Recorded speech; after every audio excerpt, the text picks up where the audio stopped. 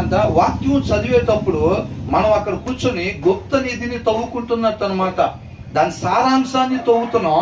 ఆ సారాంశం సత్యం. ఆ సత్యం మనం మరణం నుంచి స్వతంత్రునిగా చేసిద్ది. ఆజ్ఞ అతిక్రమణ చేసి పాపం చేసాం కదా, మనం అందరం పాపం చేసి మరణాన్ని తెచ్చుకున్నాం.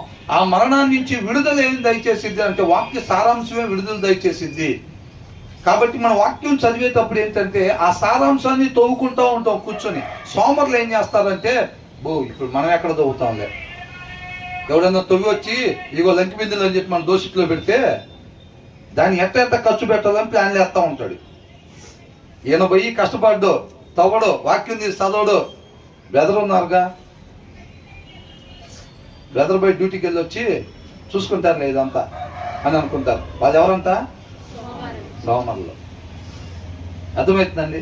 కాబట్టి మనకి శాంతంగా ఉండాలి కాదు, మన శాంతం కలిగి ఉండి రొట్టె ముక్క తినుట మేలు. కలహాలు కలిగి ఇబ్బందులు. కొంతమంది దగ్గర చూడండి, ఇంట్లో పిల్లలు చూస్తే తాగేసి వస్తారు భయంకరంగా, లేకపోతే వాళ్ళ భర్త తాగి వస్తాడు. తాగడానికి వెళ్ళే ముందు చక్కగా చికెను మటను ఇవన్నీ కూడా ఇచ్చేసి వెళ్తాడు. మొత్తం రెడీ చేసేసే అంటాడు.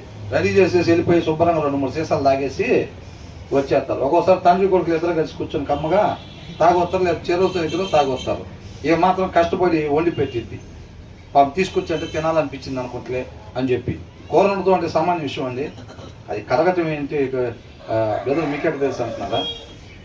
మామూలుగా అవునా కదా?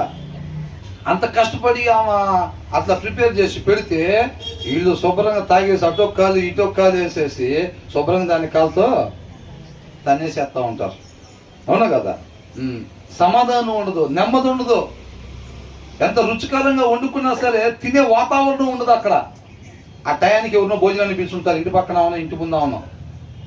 అసలు ఆమె వచ్చిద్ది, ఆమె వచ్చేసరికి గందరగోళం. మీ ఇద్దరు పక్కన కూర్చోండి, మీరు వాళ్ళు వచ్చారు బాగుంది కూర్చోండి అని అని వేస్తూ ఉంటారు. అవునా? ఆ వచ్చిన వాళ్ళకి ఏం తినబుద్ధి అయితే బ్రహ్మాండంగా మధ్యలో నాకు అన్నం వేసి పెడితే నేను తింటాను అంటారా? ఆయన వచ్చే టైం అయింది అక్క, నేను సాయంత్రం వస్తాలే అని చెప్పి వాళ్ళు తినబుద్దు. వాళ్ళు వెళ్ళేటప్పుడు ఏ బండో గిన్నో కొనుక్కొని వెళ్ళిపోయి ఇంటికి వెళ్ళి తినేస్తూ ఉంటారు.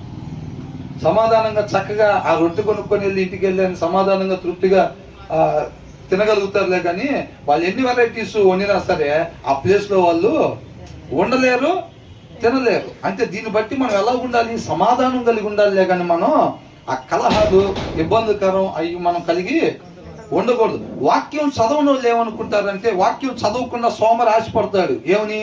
నేను సమాధానంగా ఉండాలి, నేను మాట్లాడితే సమాధానమే ఉండాలి, నేను ఎక్కడికి పోతే అక్కడ సమాధానం